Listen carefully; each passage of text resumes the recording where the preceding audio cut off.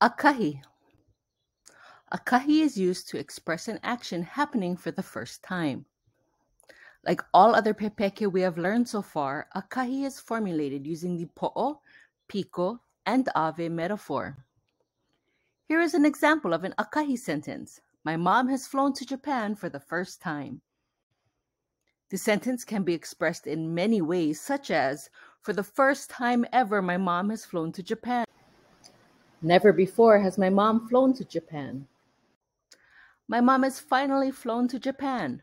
In English, we can express this sentiment in many ways. In Hawaiian, this same thought is expressed using the ʻAkahi pepeke.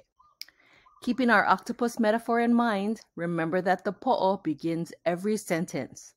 For this pattern, ʻAkahi a is the po'o followed by the painu. The painu in this sentence is flown.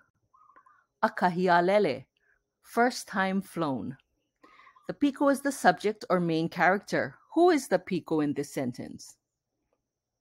The piko is my mom, ko'u mama. And finally, we add the ave, to Japan. Iyapana. My mom has flown to Japan for the first time. For the first time ever, my mom has flown to Japan. Never before has my mom flown to Japan. My mom has finally flown to Japan. ʻAkahi a lele ko'u mama iyapana. Alia, but wait. This is one of those pepeke that we have to pay attention if the piko is a papani. Let's see what happens when we change the piko to a papani. Instead of my mom, let's use she.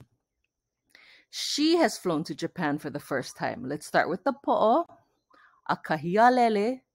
We change the piko to she, which is oya, but since this piko is a papani, e lele ka piko i mua. The piko needs to jump ahead. And our translation becomes ʻAkahi oya a lele iyapana.